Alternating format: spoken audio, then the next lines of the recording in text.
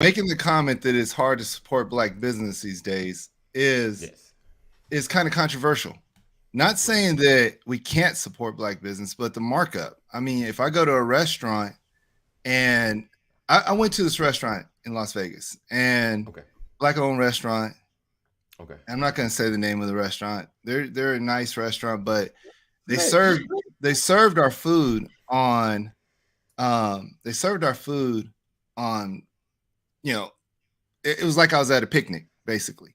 Okay. I had it served in this to go container basically with plastic, so plastic knife, plastic fork, whatever you call it. I don't want to call it silverware, but anyways. And when I finally, when we, I mean, the bill was ridiculous. Food was good, but the bill was ridiculous for what we got. And let's just say it was the equivalent of a regular schmegular meal that we would Right. get from soul food, a regular soul food meal, right? Okay. And so when you start thinking about that, okay, like, okay, I want to support you, but dang, that markup is stupid, right? Right. Now, Right. when we were talking about the community, we were talking about Black Wall Street, and back then there was segregation and dollars could circulate communities a little bit better, right? Right. Well, Right. today we have the internet, which we can still support the communities a lot better. Right. But Right. if I have a choice between going to an Amazon and spending a quarter of what I'm going to spend if I go to a black owned business, and I'm going to get the same product, same quality, and probably better service, I'm going to Amazon, Right. and that But sucks. So yeah. so now Okay. You do so your piece. here's a couple points now. So one thing that and this came out this is added on now. One thing that we tend to do is we are we are more critical about that black business than we are any other businesses. Like we'll like you said. Now I don't mind plasticware. That means I'm eating off a fork that nobody else put in their mouth. I Yeah. don't have to worry about looking at the I fork look. and seeing Half wet full. spots. Half full. I got Like you. you look at that fork, and sometimes them restaurants, so from fine dining ones too, you look at it like, yo, what is it? Oh, that's just a watermark. Why is it? Okay, Why? let me ask this real quick, Larry, and I'm gonna let you continue. If you do get that plasticware and you're paying a premium for the food, what quality plasticware would you expect? Oh. Okay. Would you expect it to break as soon as you put it in your Oh, food? I want the good stuff. Okay. You want the good stuff. I want the That good stuff. okay. Yeah. So I agree. I so agree. okay. So I would explain about why I like plasticware, but you, in that aspect, you're fine to be critical about that, right? But Uh-huh. we go to we'll go to a different restaurant. You know, the food isn't so food, and I'm gonna say 6 times out of 10, that food ain't that good, and like I'm always sending it back. That I can I go to certain steakhouses, and I'm like, yo, this steak is horrible. You did not prepare. I actually sent one back. I was like, yo, Wow. how you give me a prime rib with no fat cap on it? Like, come on, dude. You broke it That's down. the feature. That's where you get the flavor from, and I didn't get none of that. Like, come on, right? But we're willing to spend twice as much at a restaurant that's considered fine dining. But when we Right. go to that soul food joint and let my bill exceed $50, and like, dude, So let me I say only this. ordered When a you half say a platter, right? when you say we're willing to go do this, it's kind of getting caught up in the hype of a restaurant, kind of like getting an iPhone, right? You get caught up in the hype of everything. And so let me guess, you're an iPhone user, right? I'm just kidding.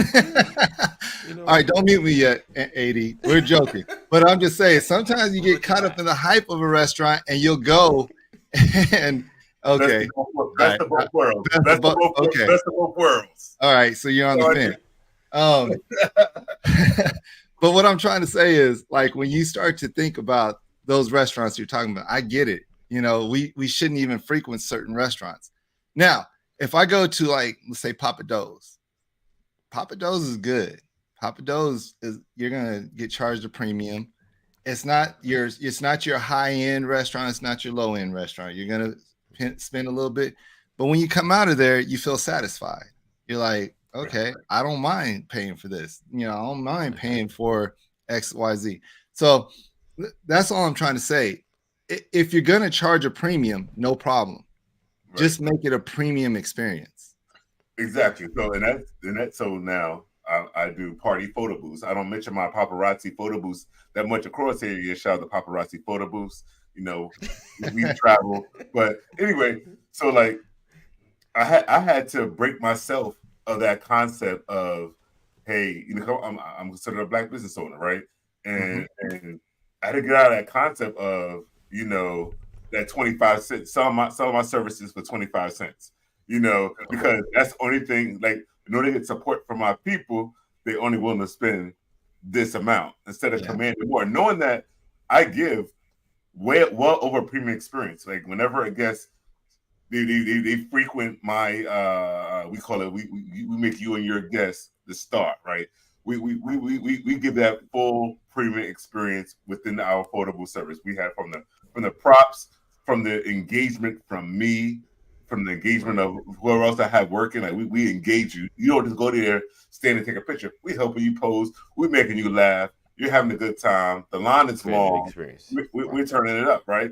So then I'm like, when I start to advertise my rates and try to command that rate, they're like, oh, well, we didn't plan for this much. But what would you pay for entertainment from this dude who just got a curtain, who doesn't speak English, who uses their first language, or the guy who just a keyboard bully that thinks, oh, I'm in the photo booth business. I'm one of this. I know I can charge this rate, and it's because I had the 360. I got all the gimmicky devices. You're gonna have a good time, but like we're one. So it's twofold. One, some of us that suffer from wanting to charge the premium rate because we're afraid that we're not going to get it, and then we have the people on the other side like, yo, you really going to charge me that? Listen, like I said, if you give a premium experience, premium quality, you should charge premium rates. If you're gonna half step, and I'm gonna have to argue with you for my good service, or I'm gonna have to, check my food to make sure I have everything in there. Don't charge me a premium for that. Check the food, brother. Right? Check the food. If I hire you, Larry, and I get a premium experience, right?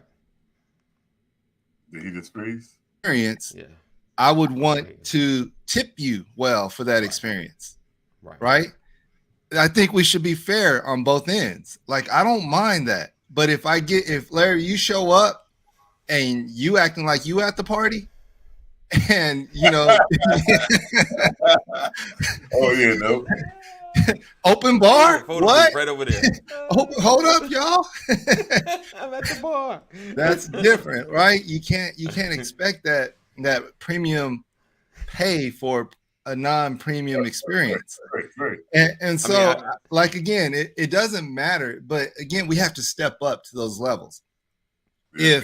If we do, then so be it. But then keep it in line. Do a market research to find out what is market rate and charge the market rate. Or if you feel like I'm giving a little bit above what market rate would give you, then I'm going to charge a little bit more.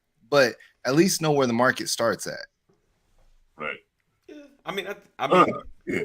I think these folks here are charging, unfortunately, the market rate. They're not giving you the market service. Come on. Yeah. Well, listen, I've been to a couple places in the last 6 months or so. But that I want fried chicken, or I want some chicken. Right.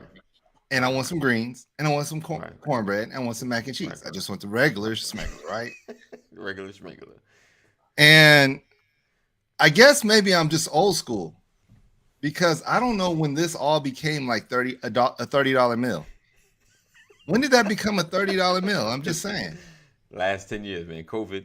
Let me just blame COVID for everything. Right. I don't know. It has been. I mean, a lot of meals have gone up quite a bit. Go ahead, Larry. So what I did find out, and I want to talk about circulation Right. Right. Yeah. I want to say one last thing too after Larry. Yeah. And then we'll So go. I did find out, that the cost of food for these restaurants, Right. they That's change from week to week. They actually go up. Like they'll pay like right. $1 for a sack of sweet potatoes one week. The next week they Right. got to pay $100 for that same sack of sweet potatoes. And it was like Yeah. they didn't either taking stuff off their menu or they'll rather just run out of food and That's just making make sure they places can make money. run out of food. I agree. Yes. I think you should price in for increase and for everything else, but don't do like gas does us. Don't don't charge us $5 to see if we can charge you $5, and then we'll drop you back down to $3 so you can be like, oh, I'm great at $3, and then we'll just settle at somewhere around $4 a gallon, and everybody's gonna be fine, and we're making the greatest profits ever in history in the oil. So don't use that Be like argument that. when your profit margins are super duper large. So I'll say this though, a part of us always wanting to get the hookup is we're so used to being able to we're so used to getting the hookup, because remember back in the days we used to find the people that would give us the hookup. We go the mechanic in the neighborhood, such and such can do this down the street for this amount. And now you can't even go to the mechanic down the street and get that amount. Matter of fact, Right. I'm just going to give you an example of some stuff that just like, it's crazy. Food trucks. Food trucks used to be the place where you'd be like, okay, I'm going to get really good food, but it's not going to cost as much because there's not as much overhead. I thought so. Right? And then, man, you be like this, like, yo, this is gonna get me some change. I'm gonna come out have another $5 left. Right. You know, this thing is gone. It's like, yo, I didn't get no change. And you can barely get a drink for that. You got a lemonade food truck, and they'll charge you $7.50, $8 for a lemonade. So you barely, and then they want a tip, so your 10 is gone. Just might as well give them the tip, the 10. $10 lemonade. You owe us $5. That crowd says, I'm cracking up. He said, if you want to make my brother Thomas and mad, talk about tipping and cost and stuff. Tell him how you But again, I don't mind. I understand inflation. I understand paying for what but don't give me less service. McDonald's is another place. Like, I don't eat a lot of McDonald's, but you're going to pay $3 for a large fry. But you got people in there talking about, well, I'm sorry it took you 15 minutes to get your fry. I forgot to push the button or something. I don't know. All right, I'm done. Off the soapbox. About the circulation, though. What's up, Ryan? Good morning. I'll say this before we move forward. To me, as far as circulation, like, I know the dollar stays in these communities longer. One, I think about culture, right? Like, I think I think the Jewish culture is always at the top. But they have I just went blank on kosher. Kosher is their market. And if you think about how many holidays and how many things that come up, that money has to be dumped back into the Jewish market to produce the kosher meals and things of that thing. From New York to Chicago to pretty much every city around the country. I think about things like that. And I was joking with Pastor one time. I said we need to have a holy meat or something. A holy week. You gotta eat this. This was blessed by these bishops. Like, you gotta eat this stuff during Holy Week or something. Just as far as economics go. And then I think about like even the Spanish communities. You've been in the certain supermarkets that like. Not just, I'm thinking Goya, but like there's other companies that are mostly probably Spanish ran, and this money comes back into these spaces because these are the things, culturally they're used to eating, and it's sold in these spaces, if that makes sense. We could do that. I mean, there's nothing done in another culture that can't be done in our culture. But a lot of our stuff has been adopted. We start off in control. Like, I'll come up with some product, y'all start buying, then Procter & Gamble like, hey, Aunt, we'll give you this if you sell us the, we sell out. Hey, give me that $2 billion. I promise you, I was now thinking it's the no longer exact mine. same thing. The exact same thing. So We have we sell BET. out. We don't have BET anymore, Right. right? We got. I mean, but I ain't mad because that's a lot of money. It is a lot of money. You can't listen. You come from nothing and you make something. Right. And there's someone in your ear like, hey, what if BET crash? What if what if something happened? You Right. straight. You ain't got to worry about this no more. Right. So I mean, But those, and then, but Yeah. a lot of times if you make the money yeah, and you do that, that's fine. But what do you do once you make it? You leave, or you stop developing, or you stop, caring about the same community. Not everybody, but there are enough millionaires and billionaires who have done that just kind of frown upon community at the point of community is what supported you to get to where you're at. But then it could be, reasoning. Like you said, I'm not gonna say he came from nothing. I don't really know his backstory, but that's generally everybody's. Came from nothing. I built this with $1. And his goal was to build up legacy for him and his family. And then once he was offered the billions, it's like boom, goal achieved. Like I'm good. Yeah. And no judgment against him. And though BET, like I used to love Teen Summit and some of the controversial shows, it opened up a lot of conversations nationally that we would have locally. So it really did a lot. BET is nothing like it used to be now, but it did a lot. And I guess it's just the way things go. But that's my thing. We sell. Kind of like rap. And yeah, we sell. We Rap trying to make money. We sell. Rap used to keep us in our build to sell. Right. Build to sell. So I mean, we got to be like Zuckerberg. He held on. He's like, nah, I don't need that. I don't need that. And I guess he seen more value in staying than selling out. So I guess we need to have more of that mentality. Good morning, gentlemen. Good morning, Brian. Good morning, Kaneem. Morning. Welcome. Good morning, Everybody, fellas. welcome Good to morning. Legacy. Good morning, everybody. All my peoples. Good morning. Happy Thursday. Happy Thursday. So, AD, there's something really good about this crew right here. You're no longer in last place on the Beard crew. Oh. I took that spot.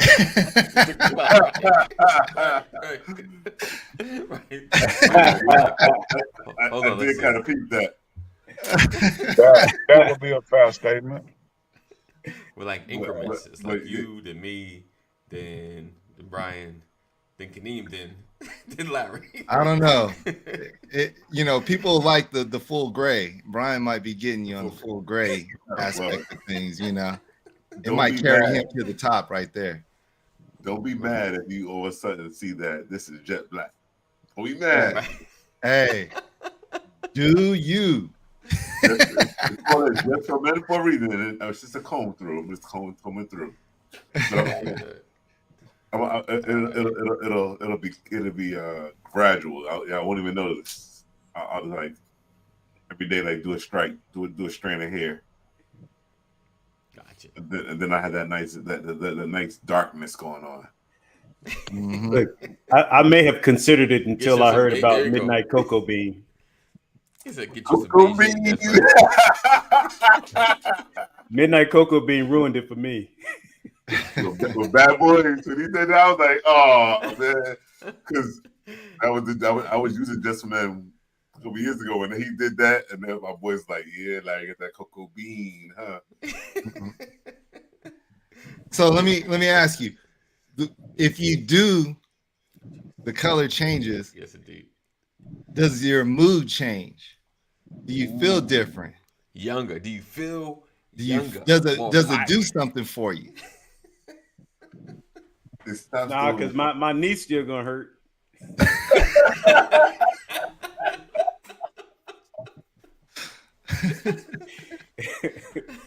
You gotta read that shot, that injection. That is hilarious. That's the truth.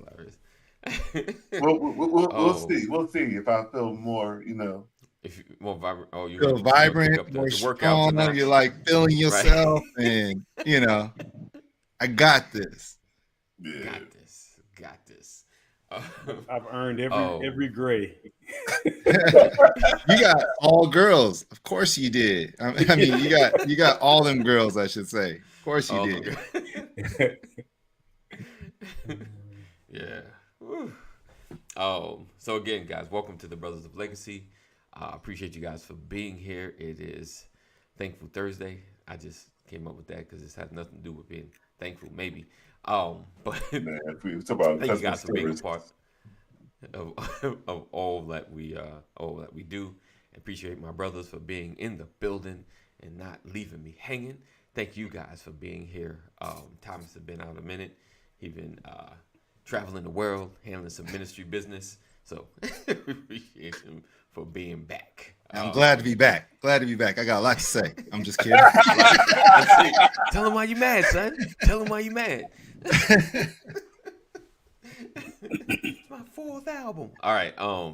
So today I kind of wanted to talk about ego, asking for help, seeking validation, and I'm gonna put it on myself. Oh. I don't. Well, as far as like, I don't know. Like, have you ever grown up trying to be a part of a group, or, like seeking to be a part of groups growing up? Like not. I don't want to say gangs, but we back in the day, in I'll at least say the East Coast. I don't know, West Coast probably had the same, but like we had posses, based on the block you grow up on, and it was never like a violent thing. It was always like a football thing. Like we used to have the North versus the South. Basically we had a busy street that separated both sides of the town. Our town was like 1 square mile, so it's few of us, the North and South, and it's always like to be the best or be a part of something. And even with being a part of something, there's the boastfulness of what you do, what you have, and things of that nature, as well as if you're going through or dealing with something, asking for help. When you're young, when you've been emotionally kicked in the heart, like, could you go to your boys and have a heart session? Like I've heard that term before, have a heart session, heart to heart, about what you're going through, feeling vulnerable, or will you get clowned? I'm keep 100. I ain't share. I ain't sharing, because, I'm already kicked in the heart. Then I'm going to share. You're going to kick me further. Because they done that. The homeboys did that to me one time. Like, you remember, like, man, I ain't never, ever sharing again. But so my question today, with our ego and asking for help and then seeking validation, have you been, and I know Kaneem grew up younger than the groups he hung around. So I know it's a different dichotomy with that. But have you guys seek to be a part of things? Let's just start there. So for me, getting clown, yeah, I didn't want to just jump in because I got a lot to say. Right. You good.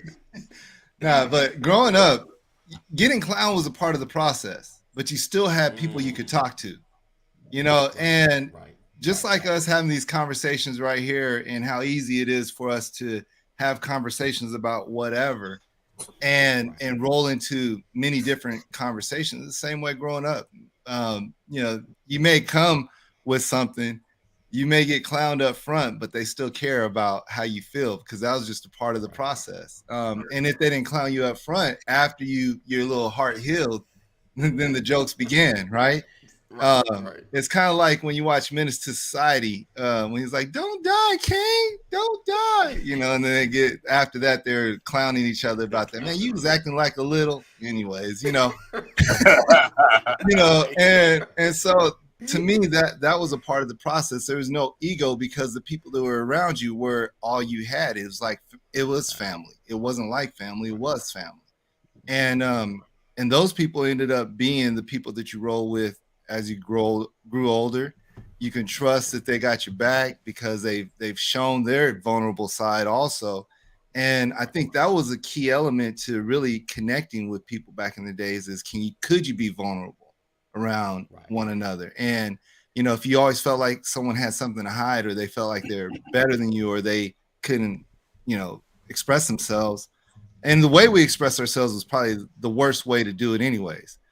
But, you know, having someone and people that around you that you could do that, because that was just growing up, you know, that was a part of growing up.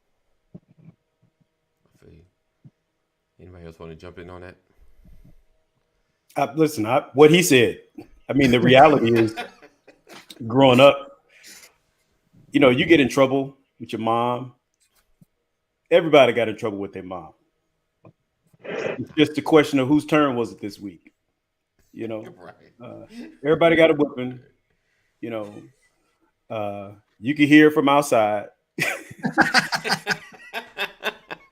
That's the worst. That's the worst. Everybody got busted publicly. You know, somewhere you weren't supposed to be. Mama come up on you. You know, father come up on you. For me, it was my mom.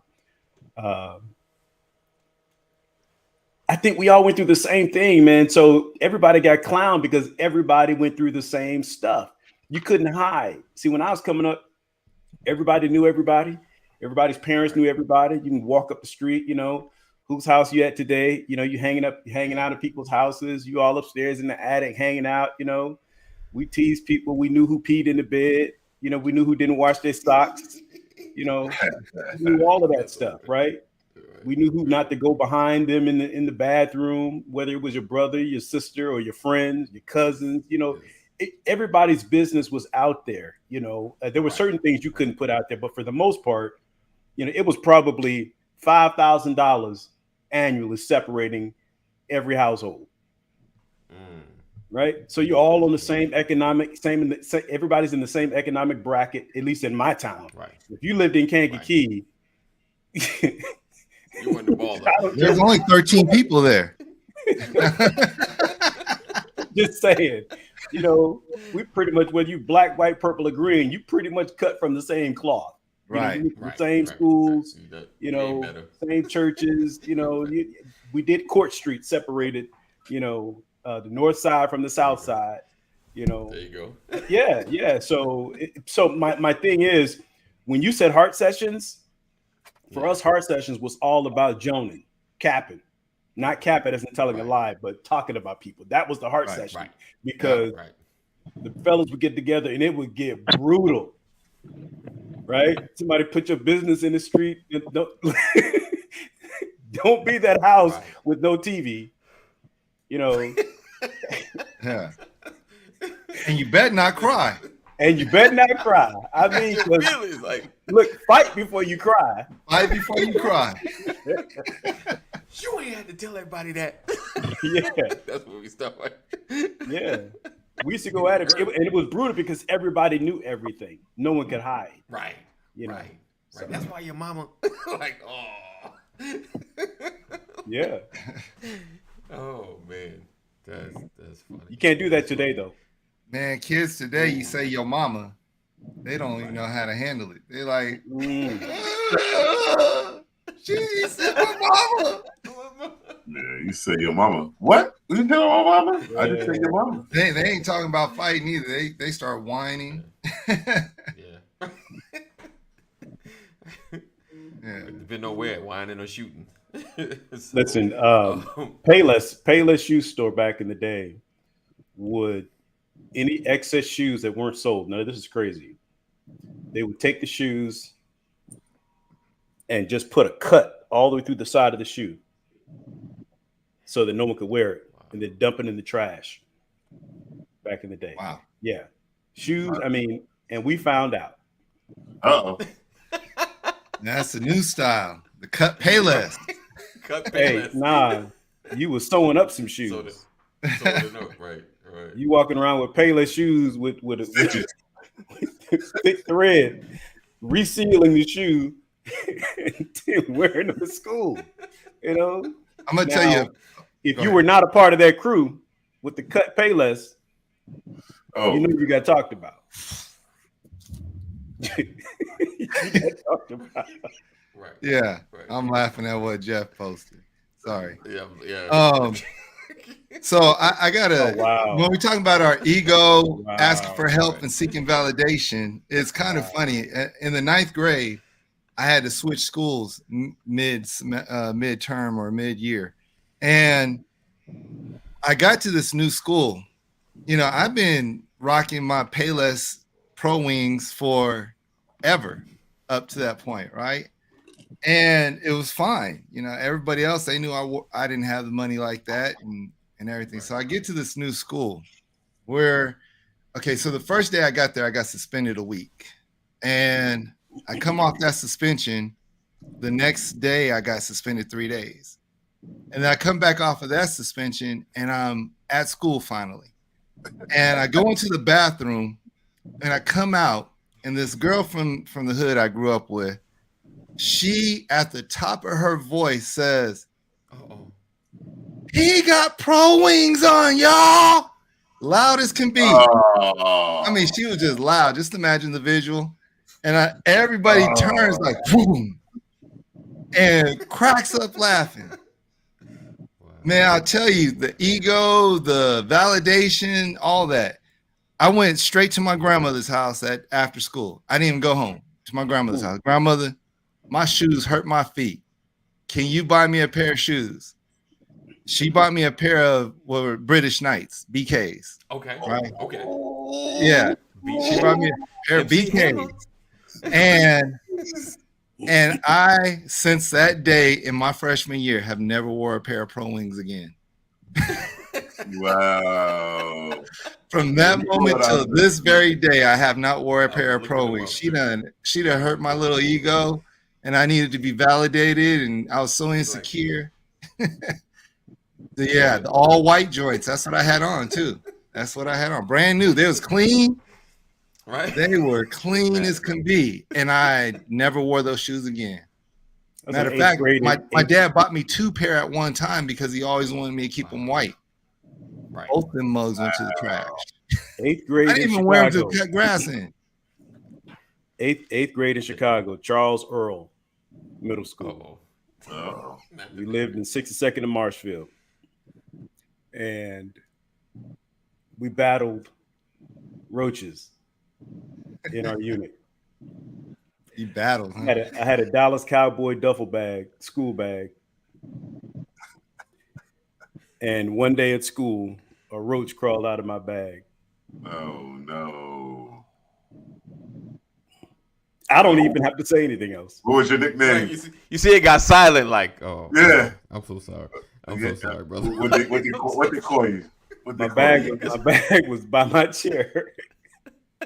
And I went, and what happened is I got up away from my desk. I stepped away from my desk and went to the back closet for something, I don't know. And I came back, and somebody said, "Man, a roach crawled out your bag."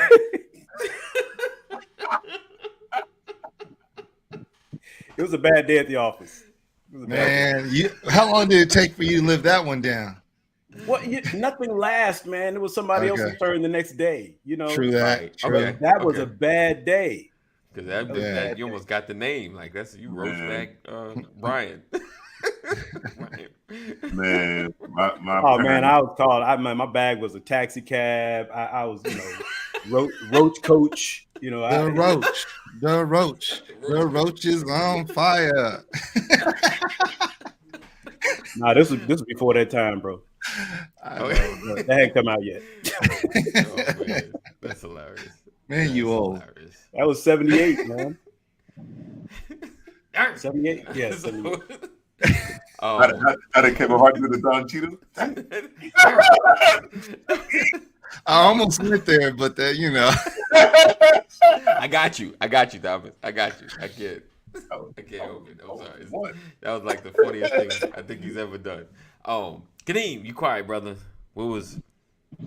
Come share some of the Kaneem-isms that happened with you as far as growing up and connecting, and being a part, validation, the embarrassing stuff. Oh man. Oh, dude, I had a few of them, man. I'm trying to think of one that was, a little bit outlandish.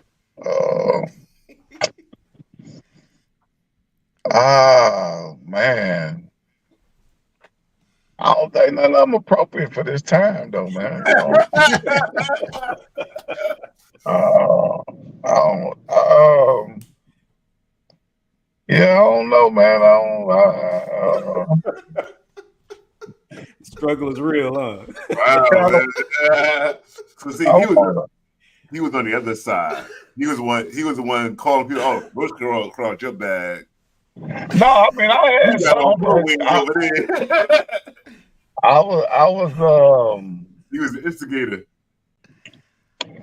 yeah, I was that too, but I was just trying to think of something that when you say validation and ego, some Right. they was do I want to tell that story? Go ahead, brother.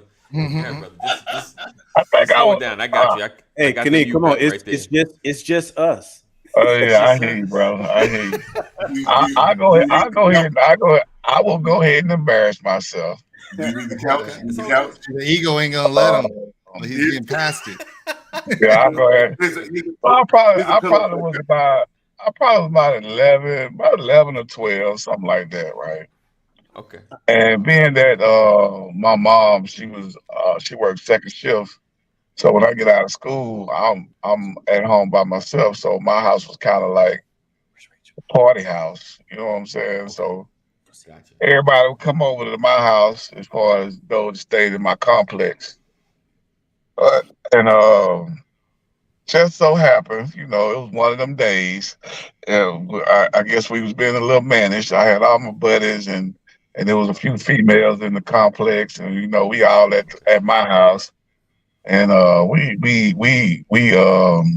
watching videos, and the girls is dancing and this, that, and the third, and it's and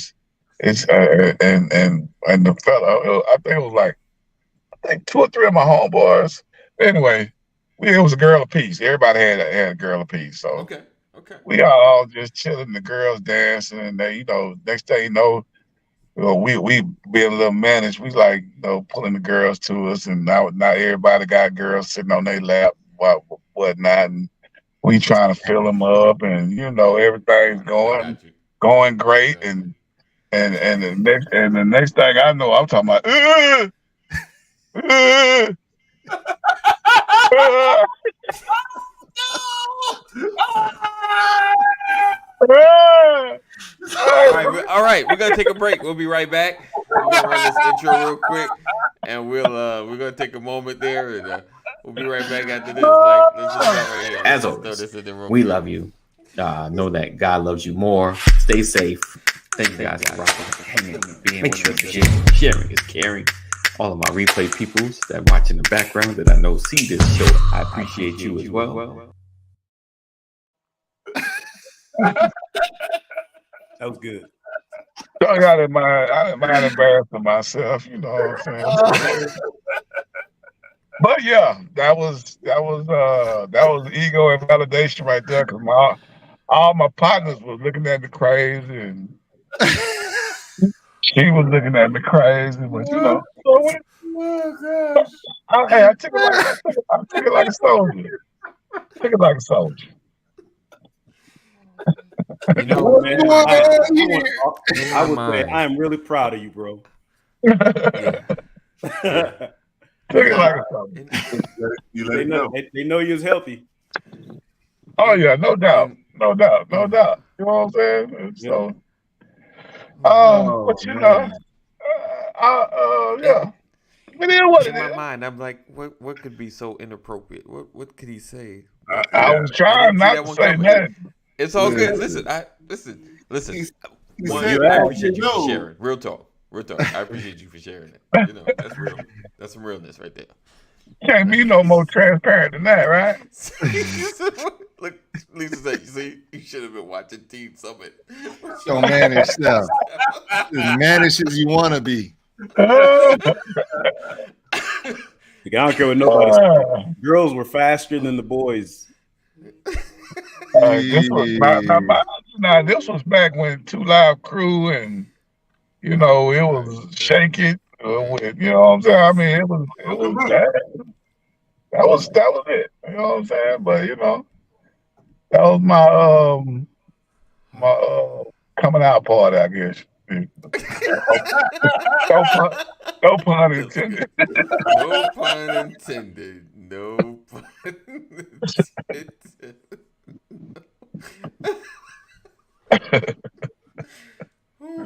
Okay. That right there was one of those things that just catch you off guard.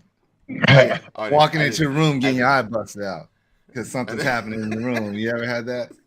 Mm. So I just got my eye busted out. But He said, boys. But All right. here's the thing, right? That's peer pressure. Yes. You know, you don't want to be the one that's not engaged if everybody else is Yes. engaged. That's where that. I was. We was all definitely engaged. That's for sure. You try to help But me. But my house was like that. I mean, it was like that all the time. For I think probably till I was like 14. Well, right, my first year in high school, freshman year in high school. But then after that, you know, it kind of changed because I wasn't never at home. So, but from probably about 11 or 12 to about 14, 15, my house was the party house. You know what I'm saying? Okay. So, yeah, it was like that. Wow. Yeah. Wow. I'm Interesting. about to find a time machine and go back and meet up with you and be friends with you, Kneen. Oh, I want to hang out with you. I'm about to go whoop my daughters again. you know the cold part about it is, you know, back then you can be at home by yourself at 11. I wouldn't Yeah. I don't even trust my kid walking to the mailbox at 11. You know, Yeah. and Yeah. it's crazy now. And then the other thing is you live in an apartment complex, man. Yeah. Man. it's crazy. And back then it was definitely like you said, Thomas. You could be at home because I know my mom didn't get off work till 11:30. She might get home by 12:15. You know what I'm saying, at night. Right. So that's how it was. Oh yeah. I practically raised myself back in them days. Right. You know what I'm saying? Back in them days, I did whatever I wanted, whenever I wanted. Wow. Okay. Jeff says, I remember getting into a fight with a kid and I was feeling good because I was on top winning till the kid threw what felt like a cannonball at my face and knocked me clean off him too. Wow. Yeah. Well, Jeff, you need to hit a little harder. He said, yeah, at 11, I was hitchhiking to the beach with my buddy. Wow. Hitchhiking. Yeah. Hitchhiking. Yeah. That's something I ain't never did right there. You got me on that one, Joe. Man, For real. Yeah. But Jeff is I ain't like no 90, isn't he? doing that one. Yeah, Back in those days, you could just catch a ride, anybody going in that direction. You know, I know. I never. Where you going? Never hitchhiked. I don't know if I told you on this show. I think I did that. My dad used to love to pick up hitchhikers. Yeah. You did. Oh, no, Didn't it go bad once? Did you say? Nah, it never went bad. Okay. My dad was a big dude, Okay. so you know. They thought twice. They probably got it like. They got it. It's a change of plans. You could let me out right there. It's a change of plans. Yeah. No, but you got to think about it. But back then, people weren't thinking like that, man. It was just a ride. Right. You know, it wasn't as crazy. Right. You know, so you could do that. Hitchhiking was real popular back in the 60s. Right, because then it got to a point they just literally had to say it's illegal to hitchhike. Like, you know, like just tell you not to hitchhike because people just did it. Yeah. So people start disappearing. Oh, I mean, I don't know nobody, but it's just my experience. I don't know nobody black in my whole life that hitchhike. I'm just saying. I'm gonna ask y'all. It's for y'all. Have any four of y'all ever hitchhike? No, but I've watched people who have. I ain't never know nobody in my whole entire life that hitchhike. That was black. What quantifies hitchhiking? Because I mean, I kind of. No, you can't know the person. You can't know the person. I didn't. So you cannot. Even if you only met them one time, it ain't hitchhiking. Nope. You know them. You know what I'm saying? I'm talking about a total stranger. Like you have no clue. That's and I'm hitchhiking. going somewhere. So And I'm going somewhere. I just need to I'm go at the- somewhere. I'm at So the- you're not saying on the side of the road kind of thing. It's just you meet someone at the store or That's meet them for the first hitchhiking. time. That's Alright. it. What First if you time, what if you what if you at a house party and you don't know the person, but you're like, hey, I need a ride, and he's like, hey, come with me. That's Is that not it. hitchhiking? Nah. you hitchhiking? Okay. No, Nah, y'all I been mean, hanging I out all mean- night. You've been hanging out, and you give me a ride gotta home. know. No, that's not it. I'm talking Yeah. about being out on the side of the road, flagging somebody down, flagging a stranger down, and getting a ride. Putting thumb out. But Bro, I done been at many clubs. I done been at many places, parties, and all that. You If never. I don't know you, I ain't getting in the Right. car with you. Listen, we hitchhike all the time right now. We just call it Uber. Oh, You gotta yeah. all the time. No, because you're not Right. paying. I mean, the hitchhiking, you're not paying for the ride. Right. They doc- We gotta and pay they, you and they nowadays. document Inflation. it. You know what I'm saying? Yeah, It's expensive. It's they got documented. Yeah. yeah. I see a picture of who coming to pick me up. You feel what I'm You ever saying? caught a jitney? Right. Yeah, I can't say. Yeah, I've never hitchhiked. I never. I have never Yeah. ever hitchhiked. Like Listen, if I first need, of like all, I'll as walk black out my people- house. Black And I need to people go don't somewhere. want any part of getting in strange vehicles being transported which is- anywhere. Our trust level. All right, is so low. let me say I think this. we've I'm from inherited California. our trust level. That's a Yes. lie. So if you're from California, Is it the you used to Maury? see it all the That's time. not true. Like I- I've seen it plenty of times in California where black people on the side of the road hitchhiking, especially in LA. Okay. I You would, know, I I would think say, LA I, is its own breed. That's his own, that's a Yeah. I think that whole West Coast is his own breed. Yeah. All the way from Oregon, Washington State, all the way down to San Yeah. Diego, California. I Let think me it's say this. The northern part of seriously, look California. at Jeff. Yeah. Everything north of the Bay Area and Sacramento, all the way up to Washington, is the same. Yeah. But Wow. everything below is different in California. uh, It's different. I At have least to take in your my word opinion. for it. I've never opinion. lived there, so I have to take your word for it. He said, "Yeah, Los Angeles, they're different, best." It's a different thing. He just But- validated. He's validating. The Yeah. validation. Oh man. Yeah, you That's- see that's everything funny. in LA, man. Everything. I mean, like I remember the first time I the went to most- Venice Beach. The first time I went to Venice Beach, I was Crazy. 13 years old. Yeah. And I'm walking down Venice Beach going, because of all the stuff I'm seeing. Just I'm like, this is different. Yeah. Face was just crazy. Yeah. But it's just different. You know, you're gonna see people hitchhiking, you're gonna see back then, back in the 70s, early 80s, you'll see people doing that until Richard Ramirez came Free around. spirited, man. The Night Stalker came around, all that mess shut down. Seriously. Nobody trusted anymore. The trust Mm. level kind of dropped. Well, they made a That big makes deal sense. about it. Yeah. You see it young. Right. Wow. Interesting. Everybody So, doing you know, reminiscing. back when we were first talking in this conversation, we were talking about people selling their businesses and we are talking about money Okay. in the community and all these other things. You know, the topic that you have, our ego, asking for help and seeking validation. Do you feel like ego and validation play a part in like how we do business? Because those who sell their businesses and they are, you know, they have these businesses, they have BET, for example. If I could become a billionaire Right. or a really rich person, is that validation? That money, does it validate me? You know, and maybe they take the money. Part of the ego is like, I did this, and you know, Right. and so I I think, wonder if that plays a part into it.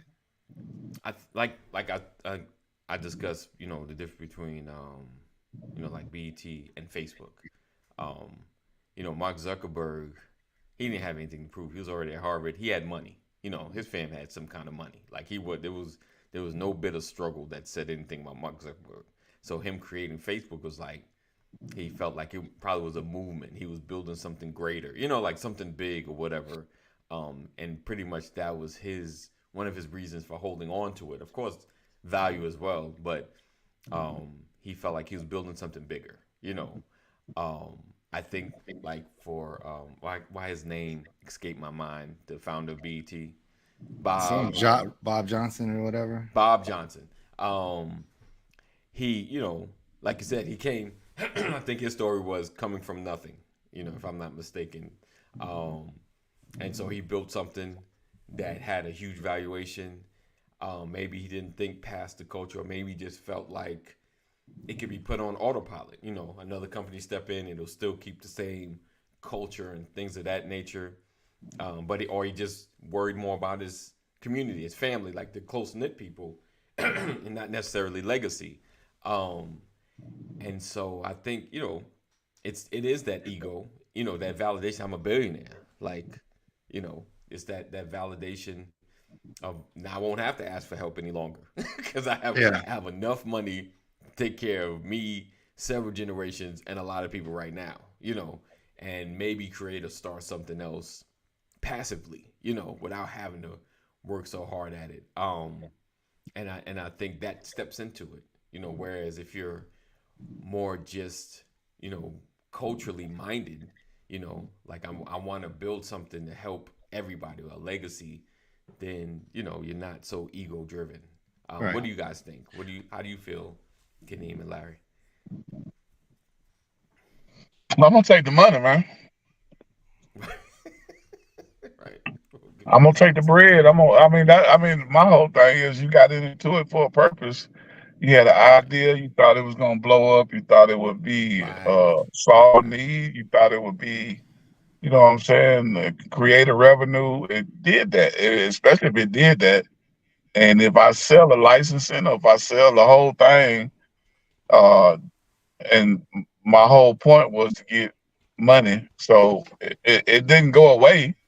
I Right. mean, the fact that you made it, it'll always be linked to you some kind of way. You may Right. not get Always. no money off of it after you sell rights or sell a patent or whatever you do to it. But Right. when they go back in the history books, you did that. You Right. know what I'm saying? So it's already stamped. So yeah, I would take the money, man. I mean, you shoot, Bob Johnson.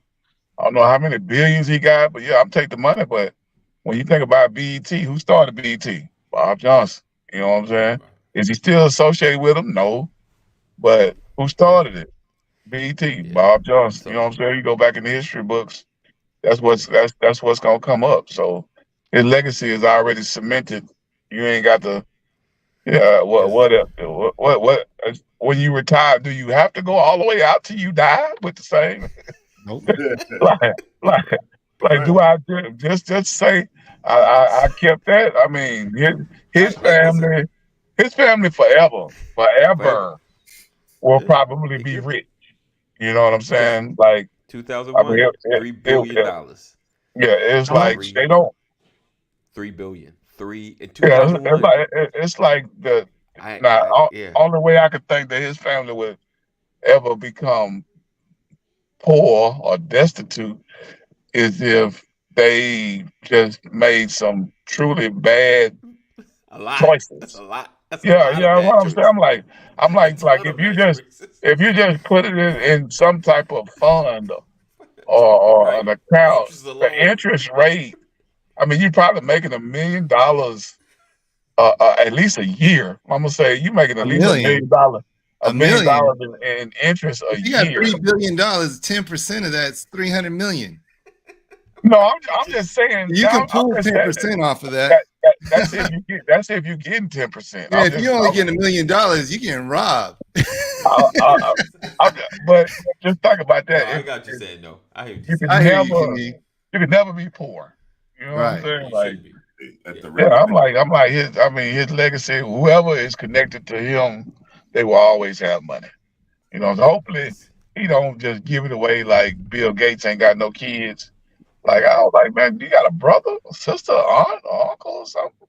You get that money to your next closest relative. I wouldn't. I mean, don't get me wrong. I'm sure you want to be a philanthropist, but wouldn't you want your whole legacy to be good forever? You know what I'm saying? I Forever. would. Right. Right. I would. Like if I have no kids, and my brother or my sister or my cousin or whatnot, who I was close to, like, hey, make sure the family name keep going. Yeah. Oh, he got children. I thought I was looking like, did he have children? Yeah, he got children. They Bill do. They Gates. do. I thought they were just philanthropists. They just give money away. Bill Gates He got got children. Man, they got so No. much money, they can do Oh whatever. well, if he They got can children, give, he got they can adopted give children. I don't away think he all got no the. biological children. But you got to Oh, realize okay. how I much mean, I'm money not they digging give in, but away. yeah. The amount of money that they give away and the amount of tax write-offs that they get from that, you know, they got to offset their tax bills at certain times. So it's not really, you know, it's a strategic move also, but it's something that you can feel good about. Right. Yeah, I think I mean, because looking at that number now, because at first I was like, man, why would he sell? But yeah, 3 billion. It's hard. That's hard to say. Well, you know, and you Really probably come had up with a some good no. assurances, some verbal. He probably didn't know how to sell it to keep it the same way. So there's people like right. Elon Musk who started PayPal, Right. right? So look at what PayPal is today. It's progressed a lot, right? Elon was able to sell his money, go off and do something other than that, and you know, Mark Cuban, other people that you see that were able to do something big and then take that money and do something bigger. You know, so sometimes people don't mind making those big leaps, and you know, he did his thing. But I'm sure there's assurances that, you know, we'll keep the same programming and everything else. It's just, you know, they didn't talk about how they're going to weed the programming and shift the programming from positive to whatever the culture decides is popular, you know. MTV, And- Black MTV. Right. And so, you know, it's those things. You don't know what someone else is going through, and I can't knock him. Like, you can't knock somebody for building a business and selling, Not at all. right? Not at all. And we can't say that he was supposed to dictate the culture either, you know, and so many other things. So there's a lot that goes into this, but True. you know, the bottom line is, you know, when we're talking about what we were talking about earlier, as far as dollars circulating and everything else, we're going to have some people stand up in those spaces, and move things away from just the norm and the status quo of, you know, I got mine, get yours. Right. Yeah, so that's a big one. I mean, like I said, you can't knock someone for selling a business for whatever reason, for whatever price, because like you said, you never know what someone's going. Even if you sold it for $3 million and now it's worth $3 billion, you know, like you said, you never know where somebody's at financially, what they're going through. It's like, man, that $3 million would not only take care of my emergency needs, it'll give me money for whatever. Like, yeah. So I mean, I'm not knocking it, not at all. The purpose of this conversation today, maybe we can kind of table it and dig deeper, is just, you know, why you are progressing and growing in life. And I wanted to start off as children, and the groups we hung around, you know, and you do seek that validation. You want someone to call you cool or be a part of something that is cool or making some level of a difference as a child, bad or good, you know, like, oh yeah, that's the crew right there, you know. As we grow older, you know, and do we continue to kind of seek a level of validation? How stuck on our ego are we? And with our status, can you honestly ask for help when you're going through from the group, the cool group, you know, when you've been the one to have the things, when you don't have it anymore, or there's a struggle, or your foundation has a crack in it, you know, can you come back and honestly, like, listen, man, I'm struggling in this point. I need help, and not just financial, but like a word, or I need support, you know, like those things I might not have asked for before, if that makes sense. Yeah. So when I was younger, I didn't necessarily want to be part of the cool group. I was just tired of getting joked on. You know, like, if everybody remember what members only had everybody here had a members only jacket. I had the jacket. I had the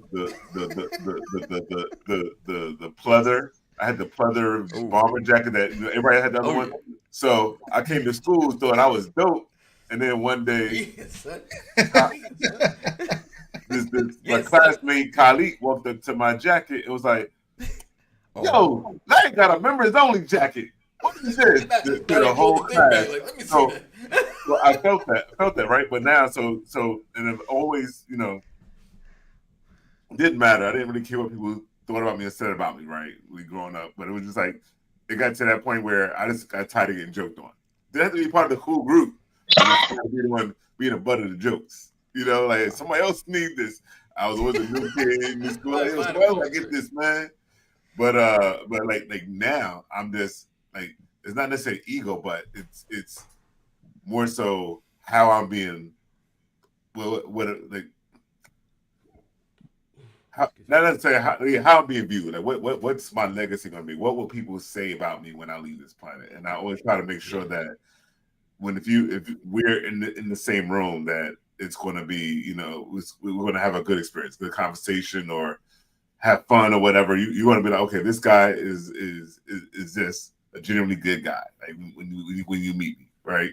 I'm always upbeat. Like, oh, he's always upbeat. He's right. He just broke his leg or whatever, walk across the street, but he still got a smile on his face. What's wrong with this? I'll be upset, Right. He just stepped on a nail. The nail still hanging out his foot, but right?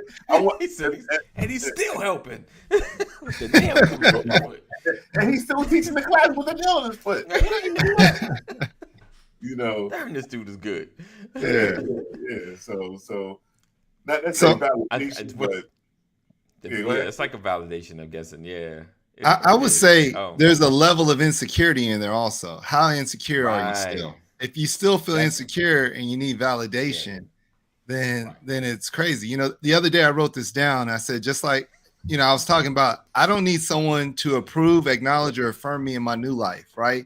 So when I went from doing what I used to do to where I'm at right now, I don't wait for anyone to affirm me in this. I don't wait to anyone to affirm me in my old life. I did that. I'm affirmed there. You don't need to affirm me. I don't need no one to tell me that, I did that and I'm certain status in that old life, right?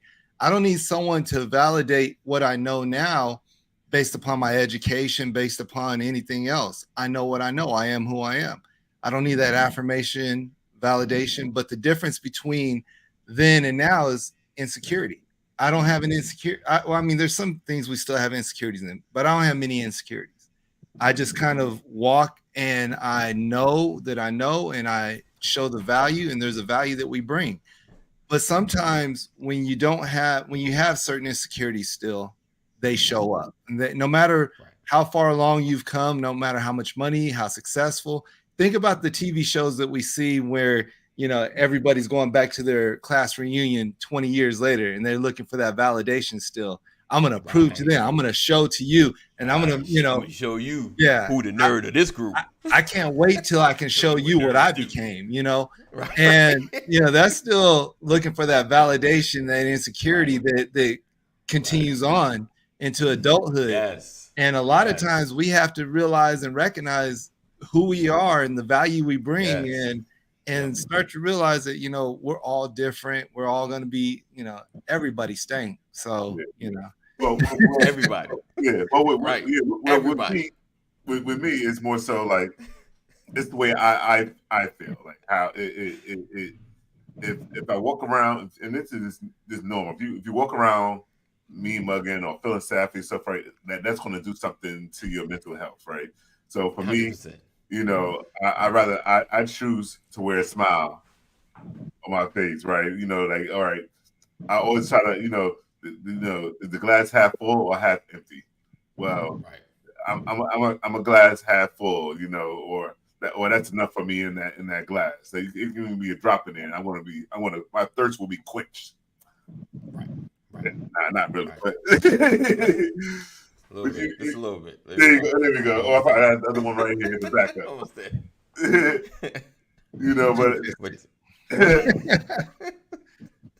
But it's more so like, it's more so for me like, hey, I did what I could do to make somebody's day or leave what I feel is a good impression of me behind, Am I insecure? I don't know if I'm insecure. Now I got to get on the couch and call up Matt and see how it's, we have a conversation. Jeff said validation even as an adult feels good, but I think as we become adult, we get the colleagues to the fact that nobody gonna validate us anymore, so we just move on without it. No doubt. I think you comfortable in who you are. You validate yourself. Like, Yes, sir. I was waiting for Kaneem to jump in because Kaneem was like, I'm the man. Yeah, that's one thing about me. I love me some meat. You know what I'm saying? All right, so I validate myself every day. I put my feet on the floor. You know what I'm saying? I get out that bed, I put my feet on the floor, go in there, do my hygiene, look in the mirror, and be like, "Boy, you is the shh." And then I just get in my keys and I go back. I'm ready to go. You know what I'm saying? I'm like, I mean, if you don't think good about yourself, then you may have an issue. You know what I'm saying? I ain't saying you got a major issue, but you may have an issue. And my whole thing is I feel good about myself. Now, don't get me wrong, I got mood swings, but Right. about my accomplishments, my character, I got you. who I am, Right. I'm the man. Right. I'm the man. I'm the man. I'm the man. Yeah. It's interesting. As Kaneem was talking, I just thought about something. Like, if you have insecurities turn critique into conflict.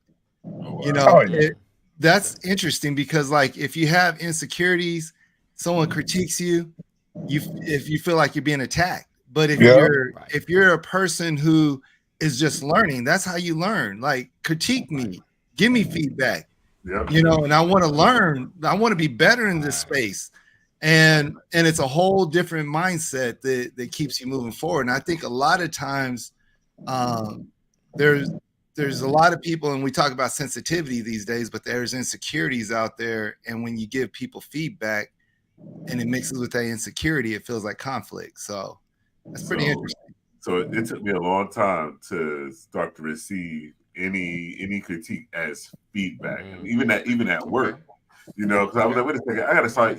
They're not coming. I'm like, why they always want to come for me? I was like, all right, you know what? I'm gonna start taking that as feedback, right? And once I started taking it as feedback, then I started receiving, and then it helped me mature better. Oh yeah, be better. I stopped taking criticism personally when I was probably about 30. So I guess almost 20 years, you know what I'm saying? I was like, before then, before then it was like, but I was all in my chest with everything. You know what I'm saying? So, okay. but then as I matured, oh man, you ain't this, good, sorry, blah blah blah blah blah blah. But, man, I mean, everybody got an opinion. That's your opinion. As I walk off into the sunset, because I ain't got to see you no more. You know what I'm saying? Like, you ain't impacted my life at all. You know what I mean? So have your opinion. I hate to leave you with that opinion, but I'm gonna leave you. You know what I'm saying? I'm definitely gonna leave you. So that's just how I go. I got you. That's awesome. That's awesome. So listen, guys, we appreciate you for being here. Hopefully you got something out of this. But definitely, as we mature and grow, I think the main thing is to be able to seek help when you need it, and be able to listen. And I got this. I was reading a scripture, when Moses was getting the camp in Israel together, and he was doing everything. And his father-in-law Jethro was like, "Why are you burning yourself out? You need to, create a system so you don't have to handle every problem." And Jethro was the father-in-law. He wasn't really holding the position, but Moses listens like, "You're right." Like, I am doing it. Why? But the point was to listen. Like, be open to listen. Be open to listen, because you never know where your great advice may come from. Sometimes we seek, the help from someone above us, someone that has status, but it may be that person that maybe your children, they just, "Hey, Dad, you need to do such and such. Maybe you need to take a moment to listen, and you never know what it may shift in your life. So that's the message today. Hopefully you got it. And we look forward to seeing you guys tomorrow, Freestyle Friday. Before we go, I like to always say, if all hearts and minds are clear, anybody last words they want to share before we get out of here, like 30 seconds. Man, I'm kicking myself in my in the behind. I'm trying to get me some new tires today, and I got wheel locks on my tires, and I lost my key. And everybody I go to telling me, "Nah, you can't get these locks off."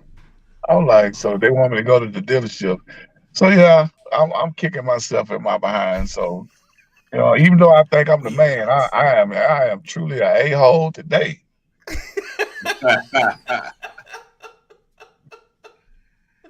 So I have my I appreciate your transparency, man. I appreciate why is it so hard in customer service for that person that's providing the service to say, "I don't know"? I don't know. They make up some crap in their response, and then have you walking away unhelped. Oh no! So, yeah. And then, don't ask me. Is there anything I could do? You didn't do the first thing. You didn't do the first thing. Get to something else. Thank you. Have a good day. That's a whole other conversation right there. Right. Because that's who this is. Okay. Yeah. Okay. We dig into it. Well, you gentlemen enjoy the day, man. Hopefully y'all get a safe day, and hopefully each one of you guys make a little money today, and we'll catch up with y'all tomorrow.